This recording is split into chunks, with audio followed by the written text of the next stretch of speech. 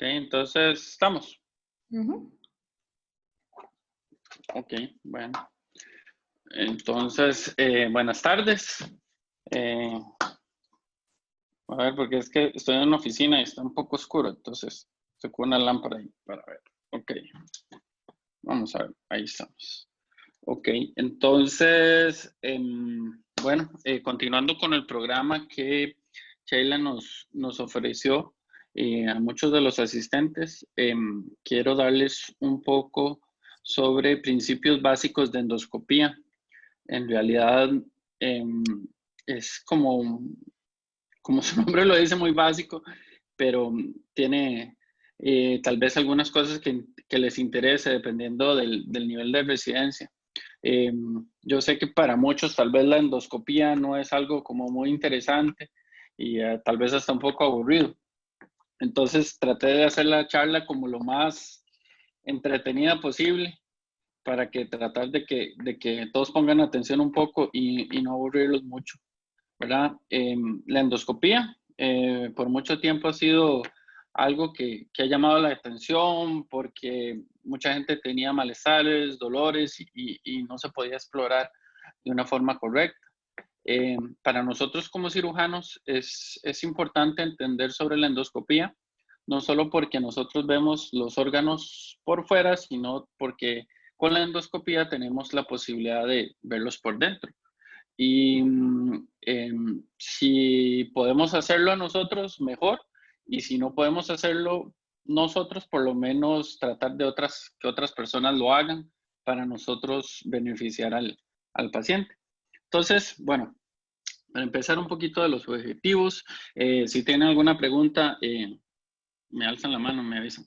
Ok, entonces vamos a hablar un poquito de la historia, vamos a hablar un poco de los tipos de endoscopios, vamos a hablar un poco de la limpieza. Como sabemos, en estos momentos de COVID es un tema súper importante y si era importante antes, ahora todavía más.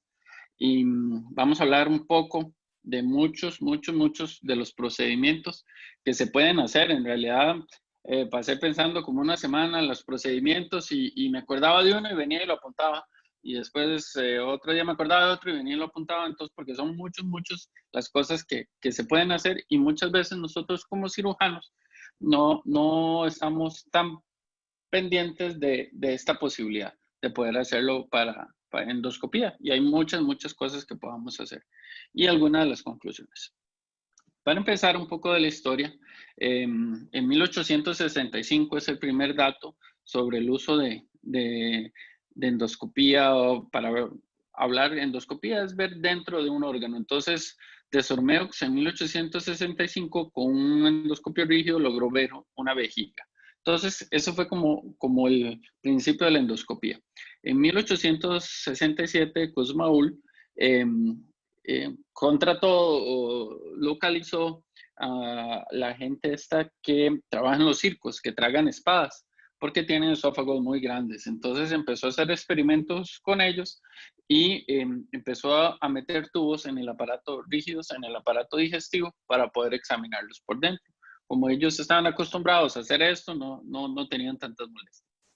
Después, en 1880, Johann van Mikulix hizo el primer gastroscopio ya rígido, de una forma un poquito más adecuada para poder revisar de una mejor forma, con espejos. Chevalier Jackson ya hizo un endoscopio rígido con algunas fibras que ya podían ver en 1900. En 1923, Schindler hizo un endoscopio que era parte rígida, parte flexible. Entonces ya estaba llamando la atención que cuando era flexible era menos molesto. Y Hirschowitz, que se le considera el padre de la endoscopía, fue el que realmente hizo un endoscopio flexible en 1957 con fibra óptica, que es muy similar a lo que conocemos ahora. Y después en 83 ya Sivak y Fleischer, como ven, no hace mucho, se dispuso ya la endoscopía electrónica. Endoscopios, bueno, endoscopios hay muchos tipos. La mayoría funcionan de una forma similar. Tienen unas válvulas, una es para aire e insuflación y otra es para aspiración. Es un tubo flexible con una guía de luz que es muy, muy sensible. Hay que tener mucho cuidado con estos endoscopios que no se golpeen porque se rompen las fibras y eso va a disminuir la calidad de la visión. Un canal de servicio, que es un canal donde usted puede poner agua o puede, ¿cómo se llama? Poner pinzas.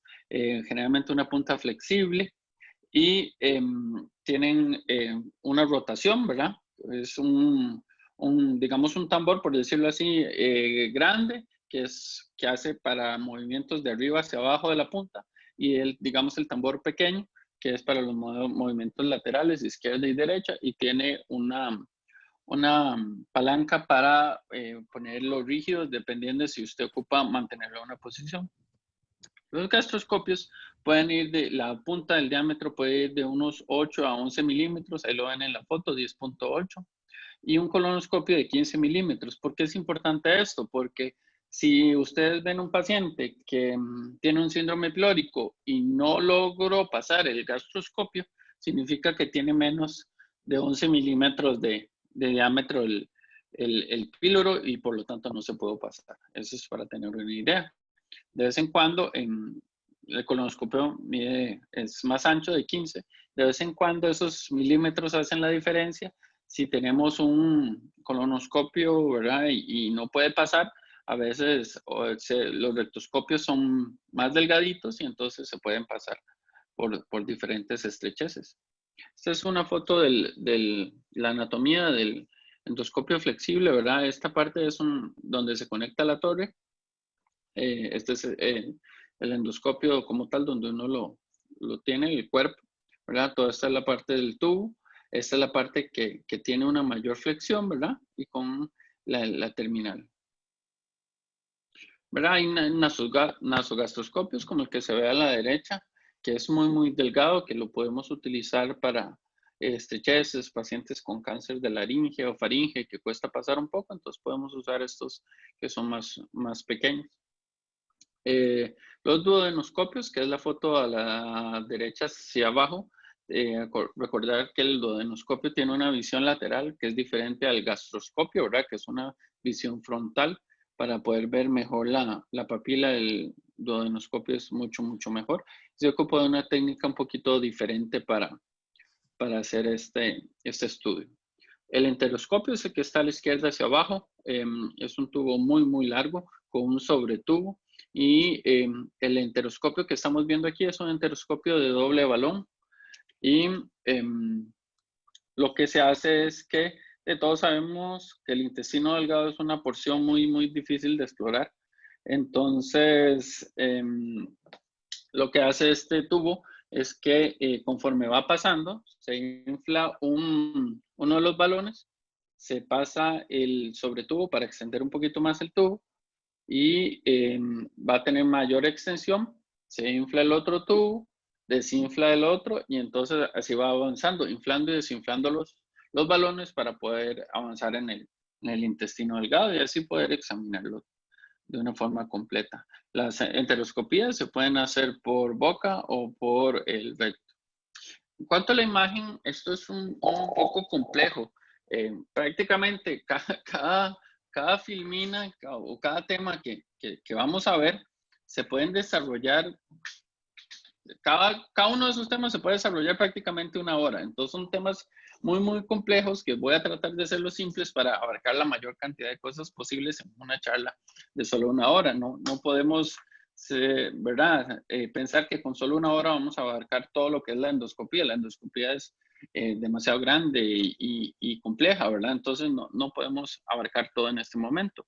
En cuanto a la imagen de los endoscopios, es algo muy importante porque es algo que ha ido cambiando, desarrollándose. Como ven a la izquierda, los tubos tienen muchas fibras de vidrio y son muy, muy complejas y todo eso transmite una imagen, ¿verdad? Cuando uno hace por ejemplo, una gastroscopía, transmite una luz y el reflejo que da el tejido de la luz, eso es lo que recibe la cámara y eso se transmite a través de las fibras ópticas hacia el monitor y a través de un procesador y nos da la imagen, ¿verdad? Recordemos que el espectro de la luz tiene tres bandas que son la azul, la verde y la roja, ¿verdad? Y entonces, según estas bandas, se van a ver la cantidad de luz, ¿verdad? Y así la imagen que nosotros vamos a recibir. Cuando hablamos de estos equipos, hay dos factores importantes, la magnificación y la cromandoscopía. La magnificación es poder ver las cosas en un detalle mucho más, de una forma mucho más pequeña. En diferentes endoscopios se podrían ver hasta los eritrocitos cuando pasan a través de los vasos, según la magnificación que tienen. Entonces, es algo muy importante. Y el otro aspecto que tienen estos endoscopios, especialmente los más nuevos, es la cromandoscopía.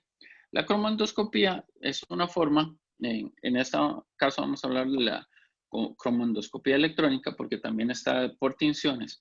La cromandoscopía electrónica son como diferentes filtros que tienen los endoscopios para poder, digamos, cambiar la longitud de onda.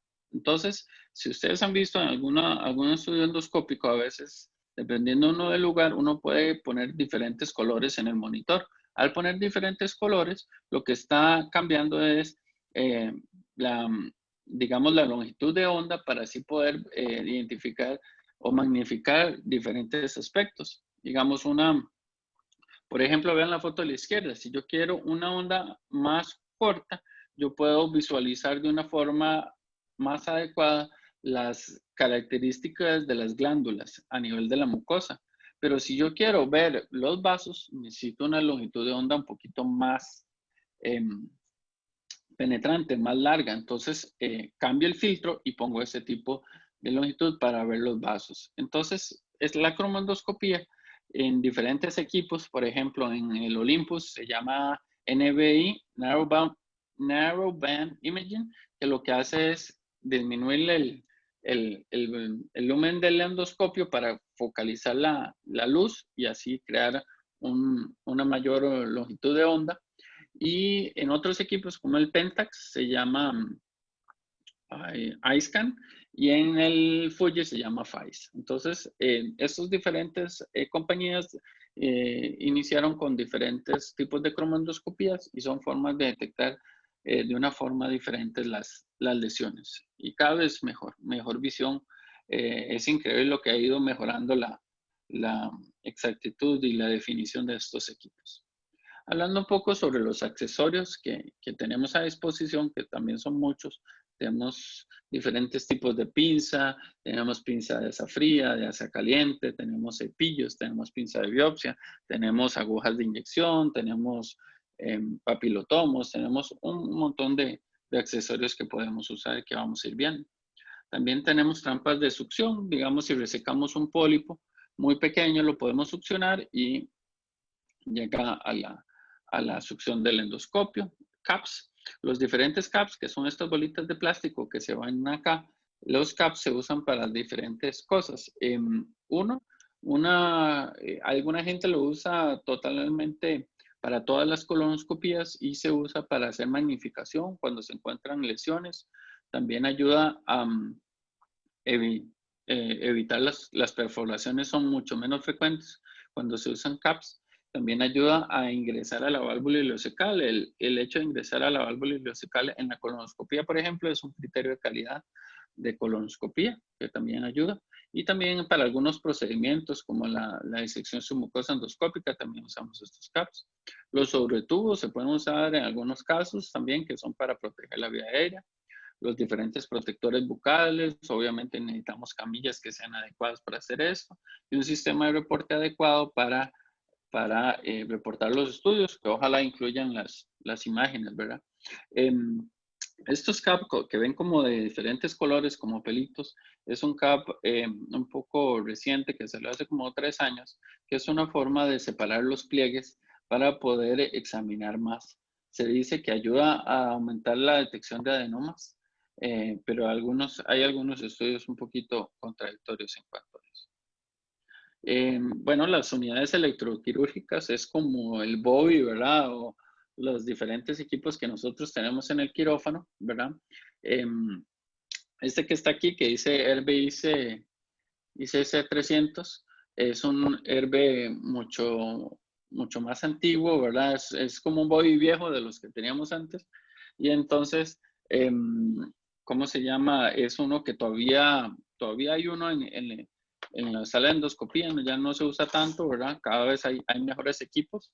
El de la inferior a la derecha es una torre de Herbe y el de la izquierda, el inferior a la derecha es una torre Herbe que tiene armónico y es la que hay actualmente en el servicio de endoscopía. Y la de la izquierda es como la última que salió como hace un año de una unidad electroquirúrgica súper moderna. Esto lo que ayuda es a poder controlar mucho mejor la cantidad de energía de tanto coagulación o corte que vamos a usar en los equipos de endoscopía.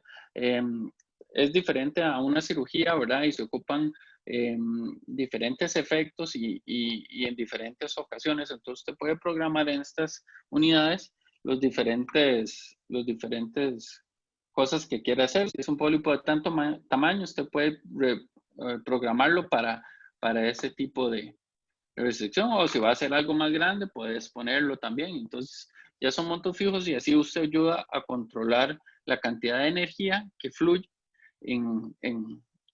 durante la endoscopía y disminuir las posibilidades de complicaciones. A mí nunca se me olvida cuando hacía endoscopías en las salas de operaciones, que a veces no habían equipos y cogíamos el BOE y que de ahí hacíamos una resección de un pólipo y tal vez no era tan controlado como estos equipos, ¿verdad?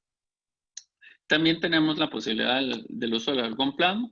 El argón plasma lo utilizamos en diferentes razones, pero ahorita lo estamos utilizando mucho para las proctitis actínicas o proctitis por radiación, especialmente en los pacientes post radioterapia de próstata y post radioterapia de cervix, que hacen unos sangrados importantes.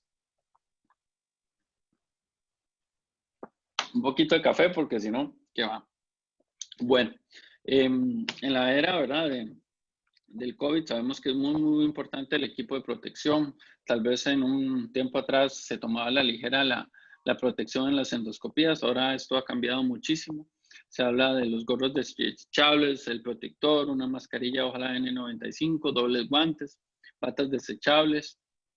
Ahora tenemos que cambiarnos totalmente de toda la ropa y poner calzado. Aquí a la derecha pueden ver más o menos cómo se hace ahora la vestimenta actual para hacer una endoscopía que ha cambiado bastante, ¿verdad? Y arriba a la derecha es una forma con una máscara, ¿verdad? De anestesia, cómo se puede hacer una anestesia y disminuir las posibilidades de contaminación. Acordémonos que los procedimientos que ponen aire a través de la vía respiratoria y la vía digestiva son un procedimiento de alto riesgo para contagio de COVID. Entonces, es muy importante disminuir este riesgo. ¿Okay? Ok, bueno, uno de los flujos de trabajo que se ponen actualmente en las unidades de COVID es seleccionar adecuadamente a los pacientes. Ahorita estamos haciendo solo emergencias y cáncer. Si se puede posponer, se está posponiendo. Obviamente se está haciendo una lista de espera grande, pero bueno, eso tendremos que ir viendo poco a poco cómo se va haciendo. Si no se puede posponer, ver si es urgente. Se debe certificar el riesgo, si es moderado o alto. Entonces, así se va a seleccionar el nivel de protección que se va a hacer. Y si es bajo, tal vez un nivel más bajo y en una sala un poquito diferente. En cuanto a la limpieza, es muy importante la esterilización, la desinfección de alto nivel con todos estos productos, la limpieza mecánica, los desinfectantes y tener un control de calidad. Actualmente hay una prueba que se hace que es la prueba de ATP. La prueba de ATP es una prueba que se hace sobre los endoscopios para determinar la limpieza de estos.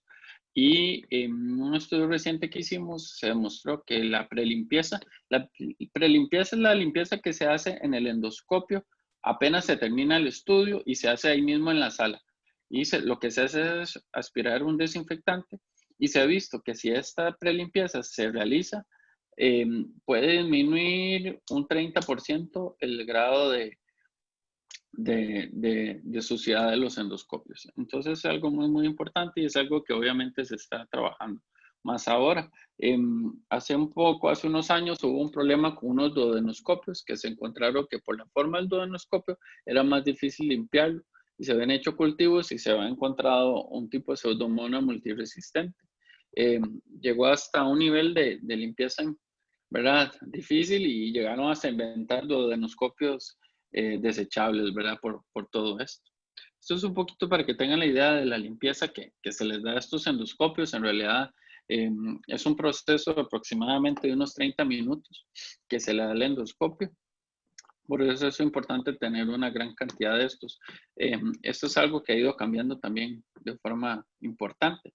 A la derecha se ve esta es una lavadora mecánica que hace obviamente mucho del trabajo. Esto en algunos centros se está utilizando ya en el país, todavía en el hospital no lo tenemos, pero es una forma muy buena de mejorar la limpieza.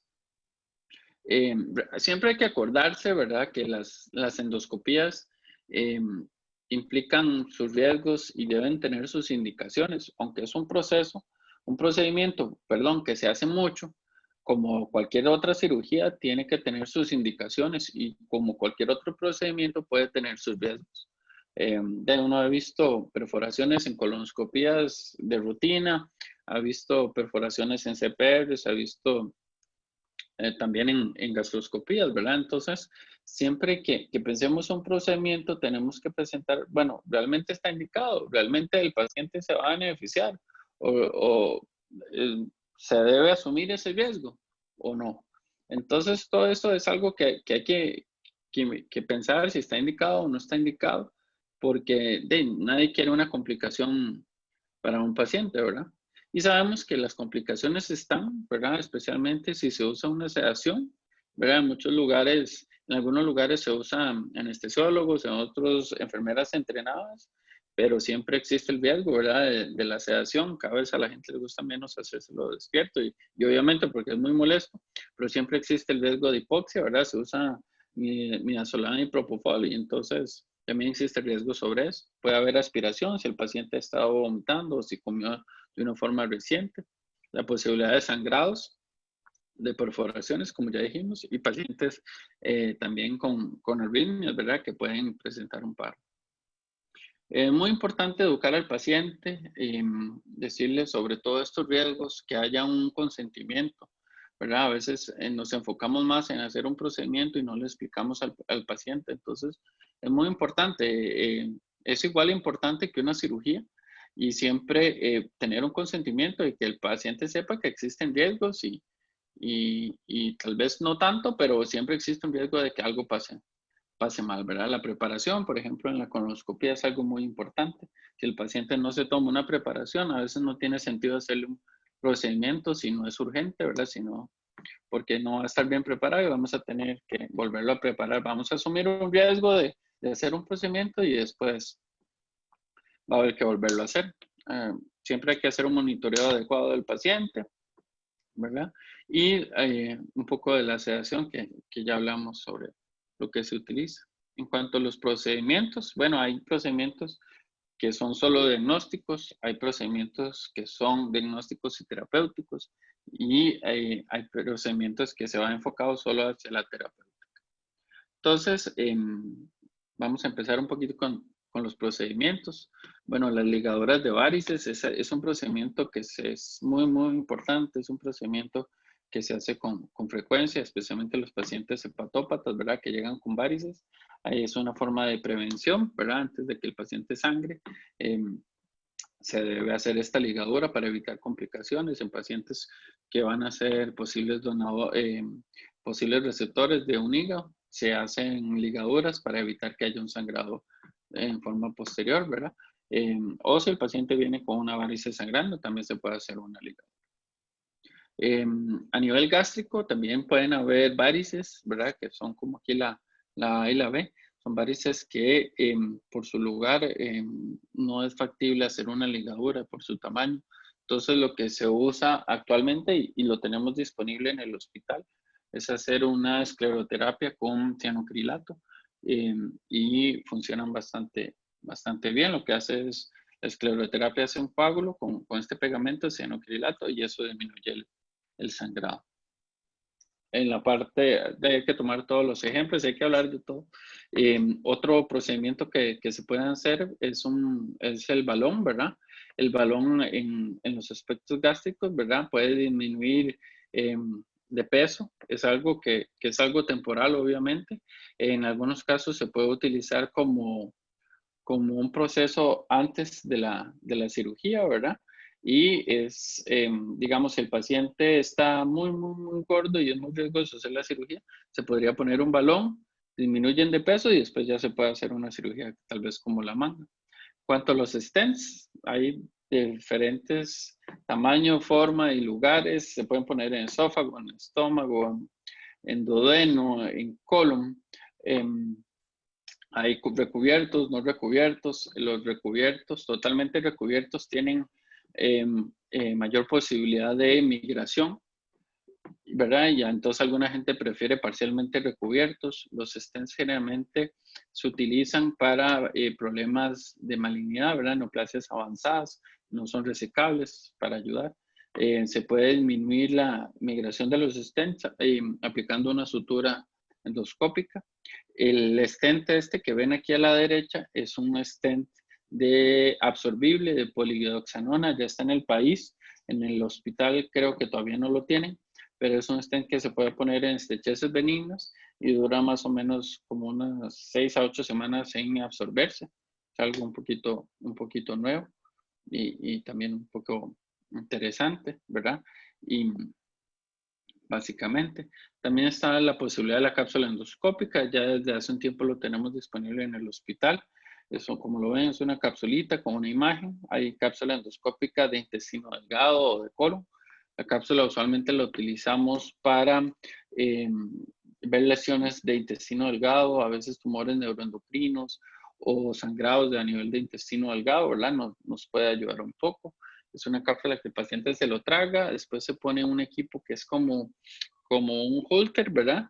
Y este equipo, la cápsula va a mandar imágenes a este equipo y este equipo lo va a grabar en un disco. Este disco se va a llevar a la computadora y se va a revisar de una forma muy detenidamente a ver si hay lesiones. En pacientes adultos mayores que por su riesgo quirúrgico no se puede hacer una cápsula de colon, una colonoscopía, una cápsula de colon es una opción, ¿verdad?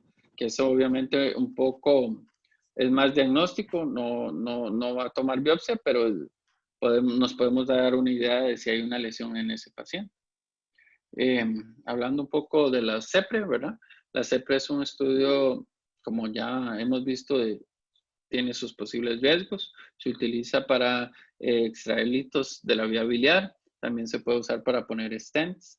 Es un estudio que tiene su rango de complicaciones. Es un lugar muy estrecho. Pueden haber complicaciones de sangrado, de perforación y tiene muchas utilidades, ¿verdad? Especialmente, digamos, el equipo de patobiliar le ayuda mucho para disminuir estrecheces que se producen después de un trasplante hepático, por ejemplo, ¿verdad? Entonces, es algo que funciona bastante. El Spyglass, no sé si todos lo han oído hablar. El Spyglass como un endoscopio muy pequeño que se introduce dentro del duodenoscopio para poder ver dentro, perdón, para poder ver dentro de las vías biliares, ¿verdad?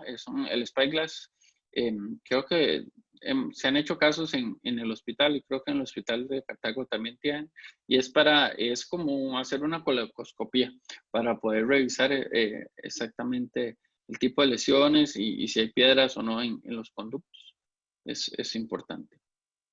La extracción de cuerpos de cuerpos extraños es algo también que se hace con cierta frecuencia a nivel de endoscopía, ¿verdad? Mayor utilidad a nivel gástrico, ¿verdad? A veces baterías, diferentes cosas, y estas que están aquí a la derecha son las diferentes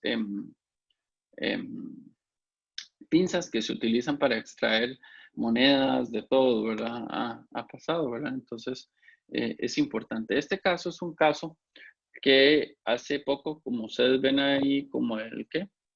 2 de octubre de este mes, de hecho, un compañero de ustedes que hace poco es asistente, puso un chat y después yo hablé con él, una muchacha de 15 años, como ven la placa a la izquierda, se había tragado un alfiler y él puso esta foto en un chat y entonces estábamos hablando que qué hacer, ¿verdad? Una muchacha de 15 años que el viernes le habían hecho 2 intentos de sacar esto en un hospital que queda como a 3 horas del de él y no lo habían podido sacar. Entonces él me decía, doctor, ¿pero qué hago? Y yo vengo saliendo de la residencia y me encuentro esto y ¿qué? ¿Lo opero? ¿No lo opero? ¿Puede pasar eso? ¿No puede pasar? Y yo, bueno, es un alfiler, mira la punta de ahí, eso va a perforar, ¿verdad? Entonces, estaba yo diciéndole, bueno, hablaste con el endoscopista, hablaste a ver por qué fue que no lo pudo sacar, si fue que lo vio, que no lo vio, qué, y qué fue lo que pasó. Entonces, ese momento él me dijo, voy a hablar con la persona. Entonces llamó y entonces le dijo que es que tenía mucha comida y no había visto bien. El hecho que tenga comida no significa que no se puede sacar, significa que en ese momento no se pudo. Entonces yo le dije, de ahí, antes de definir esta paciente para sala, meter a sala a una paciente de 15 años, ¿verdad? Con todo lo de pobrecita, ¿verdad? Entonces habló con él y le iban a hacer un nuevo intento, la mandó en ambulancia y lograron quitar el alfiler como bebé y no fue necesario hacer una cirugía que tal vez hubiera sido grande, no de una muchacha de 15 años, ¿verdad? Que puede tener sus complicaciones, pero se pudo sacar y la paciente no fue necesario llevarlo a sala. Entonces, esto es un ejemplo de que a nosotros obviamente nos gusta la cirugía, que es lo que estamos haciendo, pero a veces lo mejor, no siempre lo mejor para el paciente es lo mejor para nosotros, no siempre es lo mejor una cirugía. Y en este caso, la paciente se salvó de esa cirugía. El ultrasonido endoscópico, bueno, ya ustedes saben que la utilidad, el doctor Villalobos ya tiene tiempo de estarlo haciendo en el hospital. Se detectan cálculos, ¿verdad? A nivel del colédoco. También se utiliza para ver masas de páncreas, para tomar biopsias, ¿verdad? Es algo muy, muy útil, ¿verdad? Está el endoscopio radial y el radial, el que es lineal, ¿verdad? Y también hay unas minisondas, que las minisondas se utilizan más que nada para cuando usted diagnostica un cáncer gástrico temprano, ver la extensión de la enfermedad. Eso lo usan mucho los japoneses. Las minisondas son un poquito caras y no están disponibles a nivel de la seguridad social, por lo menos en el hospital de nosotros. Y entonces son cosas que se pueden utilizar. El ultrasonido endoscópico lo usamos no solo para estadiar lesiones, sino también en pacientes que tienen incontinencia y son jóvenes. Nosotros lo solicitamos para ver si tiene alguna lesión a nivel del esfínter inferior interno, para ver si se le puede hacer una reparación, especialmente pacientes jóvenes que han tenido partos distóxicos. Las dilataciones, hay dos formas principales de hacer dilataciones. Una es con los Savari, que son el equipo que ustedes están viendo, y otra es con balón. Arriba a la derecha ven una estrechez importante de esófago, ¿verdad? Y lo que se hace es pasar una guía flexible a través de esto. Y estos tubitos, ¿verdad? Son tubos de diferentes tamaños, como ven aquí, pero sí son tubos un poquito duros. Entonces, usted tiene que pasar una guía a través de estos y ir pasando poco a poco el tamaño y eso va a ir abriendo, desgarrando un poquito la mucosa, pero se va a ir abriendo poco a poco. Eh, por un caso que tenemos hace un tiempo, a mí sí me tocó utilizar estos dilatadores. Lo bueno es que se produce una fuerza radial que es uniforme hacia los diferentes lados de la estrechez y son bastante seguros y se sabe usar bien. Actualmente se usan con menos frecuente, se usan más los diferentes balones, ¿verdad? Que usted puede observar a través del balón y así ver cuánto está desgarrando la estrechez. Hay diferentes tamaños. Se utiliza esta pistola de agua que con eso usted mete la presión y así va a ayudar a mejorar la dilatación. Los clips, hay clips desde muy simples hasta clips un poco más más complejos, como este que se ve aquí, el de la izquierda, es un clip Sobesco que se pone como un capa especial que se pone sobre el tubo y se usa para perforaciones más grandes o para resecciones en bloque también. Los clips ayudan mucho en hemostasia y para evitar perforaciones. Las polipectomías pueden ser polipectomías con asa fría, con asa caliente. De asa fría debe tener un cierto filo la asa, especialmente las hexagonales. Aquí hay un ejemplo de los diferentes tipos de asas que se utilizan para los pólipos pediculados, como este que ven aquí. Generalmente lo que se usa, pueden tener un vaso y entonces lo que se hace es que se inyecta, se infiltra la base, se inyecta, puede ser con una solución de epinefrina y después se reseca para evitar un sangrado. La mucosectomía, digamos, un paciente con una displasia de alto grado pequeña, se puede hacer con un CAP. Este CAP se pone una ligadura como la de las varices, se absorbe, se pone la ligadura y después se corta encima de la ligadura y así se hace una resección completa y adecuada. La disección submucosa endoscópica, yo, bueno, ya hace tiempo les había dado toda una charla sobre esto. La disección submucosa endoscópica se hace para lesiones displásicas o tumores tempranos, ya sea en estómago o en colon o en intestino delgado, también se podría hacer. Y lo que se hace es hacer una resección en bloque. Hay que inyectar, primero identificar la lesión adecuadamente. Se inyecta una solución para elevar la lesión y después con unos cuchillos muy, muy finos se hacen incisiones, ya sea posterior, anterior y lateral, para disecar y se van coagulando los vasos para evitar sangrados. El POEM, que también es un procedimiento que también se está haciendo en el hospital, tal vez un poquito menos. Sabemos que los casos de acalasia cada vez son menos. Hay algunos casos que se recomienda que el POEM es mejor que la miotomía de Heller. Hay otros casos que se recomienda la miotomía más que el POEM. El POEM es un procedimiento endoscópico que se utiliza para resecar el músculo a nivel del cardio y así no hay la necesidad de una cirugía. Tiene el problema que no se puede hacer un procedimiento antirreflujo como en la cirugía, pero bueno, es un procedimiento que se hace y se está haciendo actualmente. La cintura endoscópica, se están haciendo esfuerzos para ya traerla al país. Este equipo se llama el Apolo. Mucha gente lo utiliza para hacer cirugías, cerrar perforaciones, para que los diferentes stent no migren, ponen suturas en las diferentes partes y esto ayuda mucho a evitar la migración.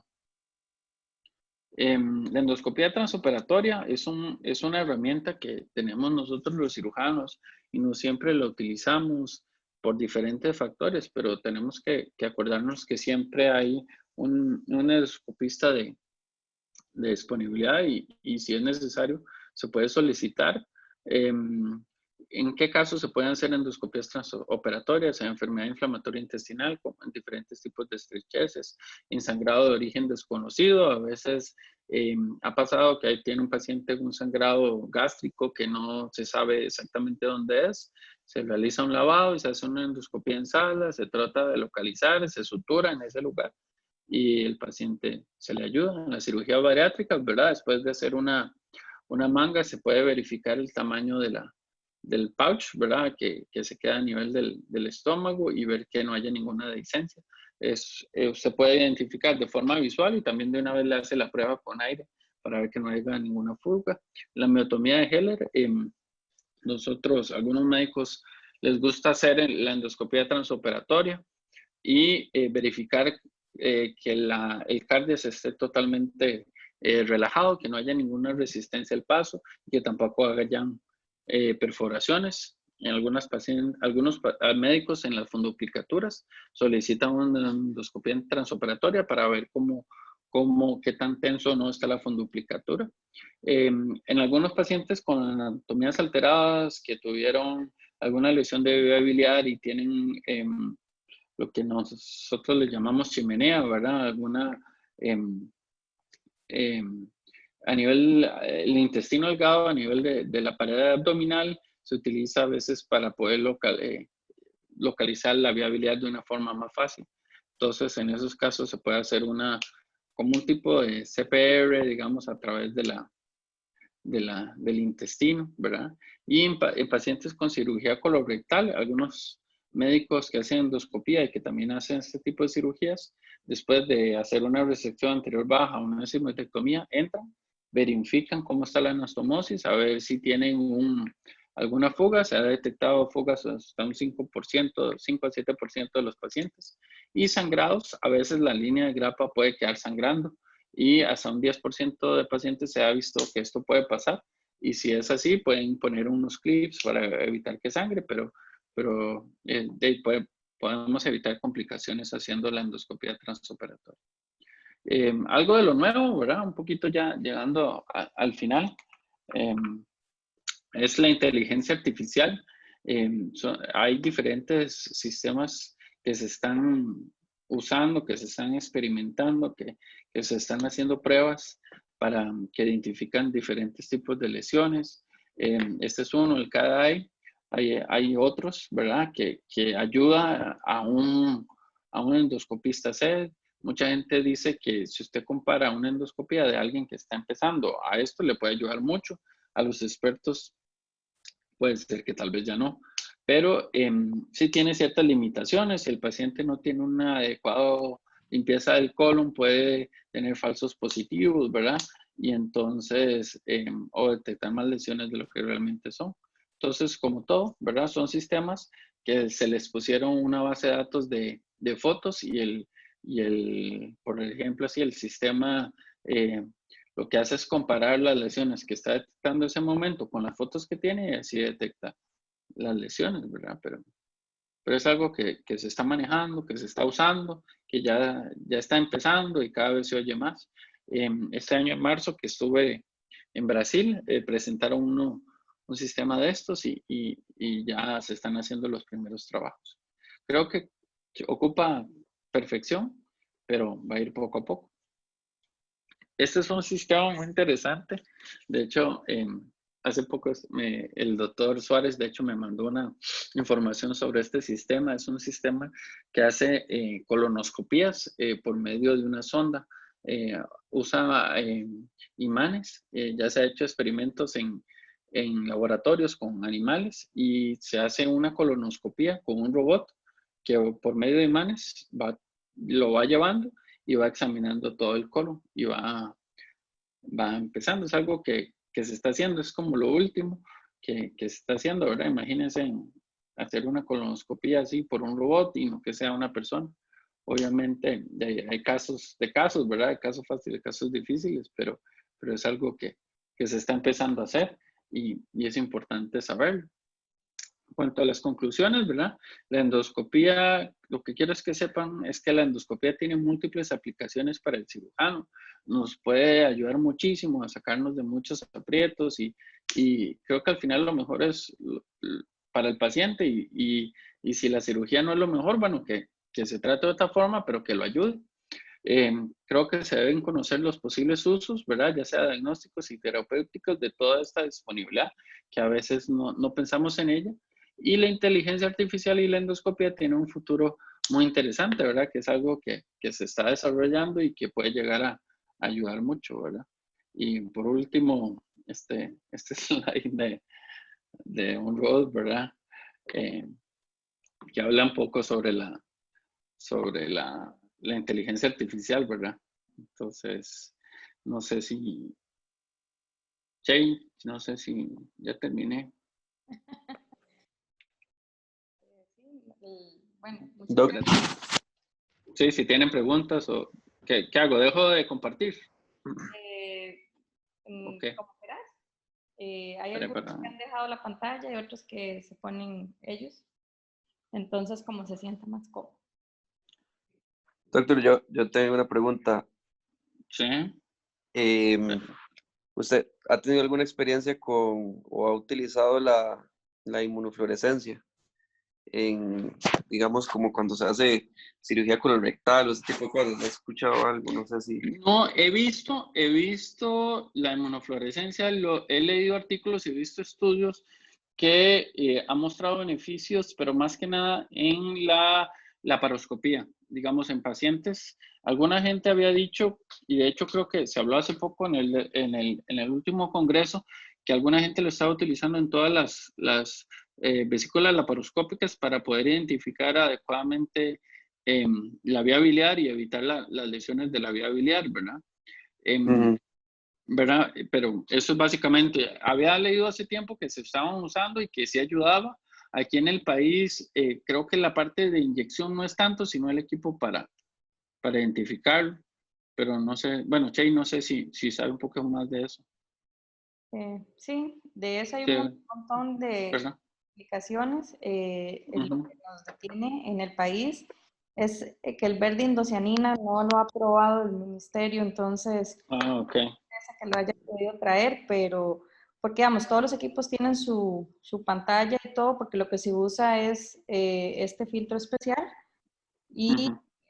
la limitación es esa, porque han querido traer varias personas, pero se está trabajando en eso, al menos de la parte patobiliar se usa un montón, no, y sí Ujú. tiene un congreso en cirugía colorectal utilizado, pero por la paroscopía. Ok. Sí, en endoscopía hay varias Entonces, tinciones que se utilizan, ¿verdad? Como para detectar lesiones, el índigo carmín y algunos otros, ¿verdad? Que también se utilizan. Los japoneses lo utilizan de una forma bastante, bastante corriente, ¿verdad? Aquí no se utiliza tanto, ¿verdad? No sé, ¿alguna otra pregunta? Román, No, la mano. Ujú. sí, no, súper chiva el tema, doctor. No sé si tuvo la oportunidad de ver en este año en el Congreso Americano, del Colegio Americano de Cirujanos, hubo una charla muy interesante sobre el manejo de complicaciones quirúrgicas por medio de endoscopía. Entonces, Ujú. hicieron unas presentaciones que me parecieron súper interesantes de que, por ejemplo, manejaban decencias de anastomosis o fugas de anastomosis vía endoscópica y ingresaban inclusive a cavidad, vía endoscópica, limpiaban, quitaban todo lo que fueran colecciones y después hacían una sutura por dentro del intestino. Endoscópico. Sí, Sí. súper interesante. Entonces, sí, me parece muy, muy interesante todo este tema de endoscopia, como usted dice, y cada vez va mejorando y uno no sabemos hasta dónde va a llegar y hasta cuándo van a ser las aplicaciones.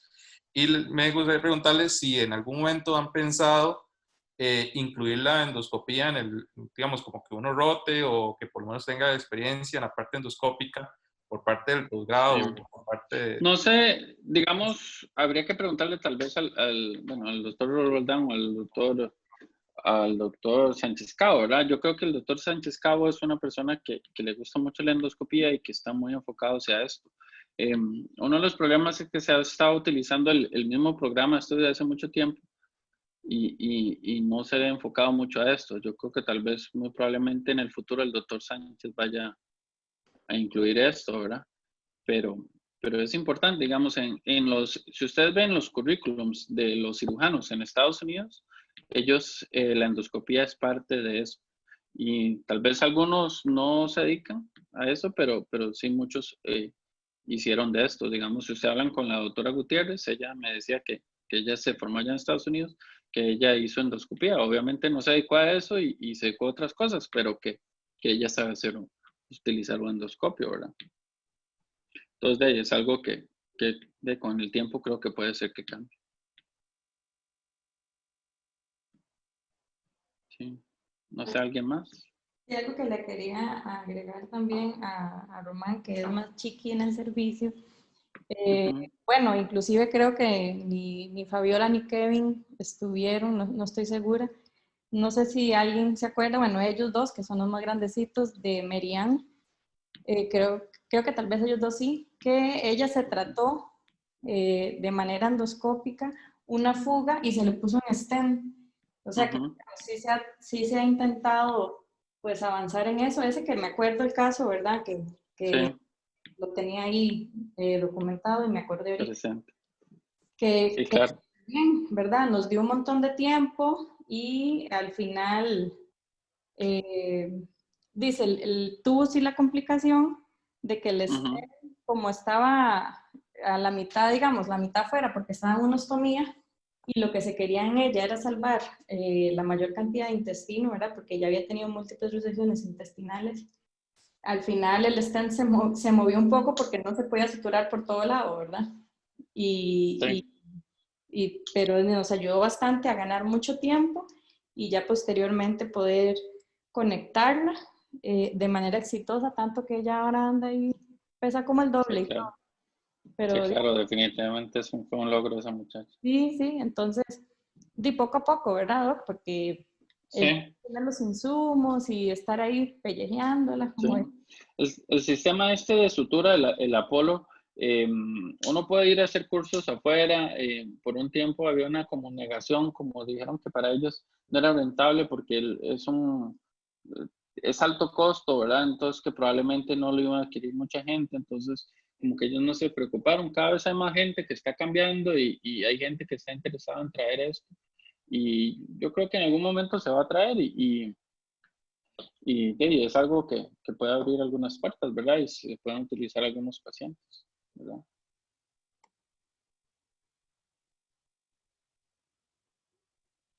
Sí, No sé si alguien más ¿alguien más?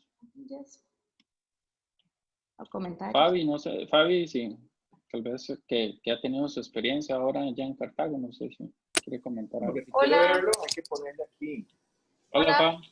¿todo bien? Estamos poniendo un stand esofágico y lo estoy poniendo yo, entonces, ahorita. Eso, Ay, está qué rajando. bueno, ¿eh? Bueno, Qué bye. bueno. Que ha dicho, bueno, no está ocupado. Pero qué dicho, sí, súper bien, imagínense.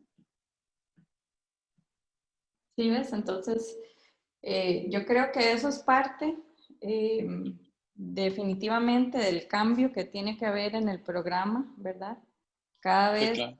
el cirujano tiene más campo, más versatilidad y eso es muy importante para nosotros que, como bien lo explicó el doctor Rodríguez, si nos dedicamos a cirugía, eh, qué más ideal que nosotros podamos manejarlo por afuera y por dentro, ¿verdad? Y tener esa expertise y poder realmente empezar a hacer cosas más, como más atrevidas, por así decirlo, ¿verdad?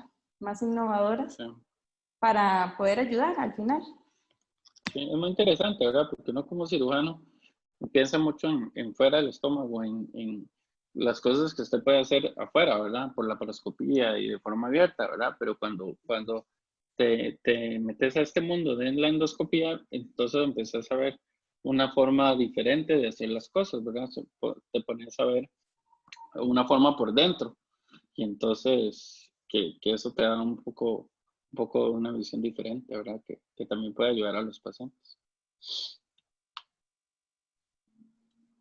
¿verdad? No sé si algún comentario, alguna otra pregunta.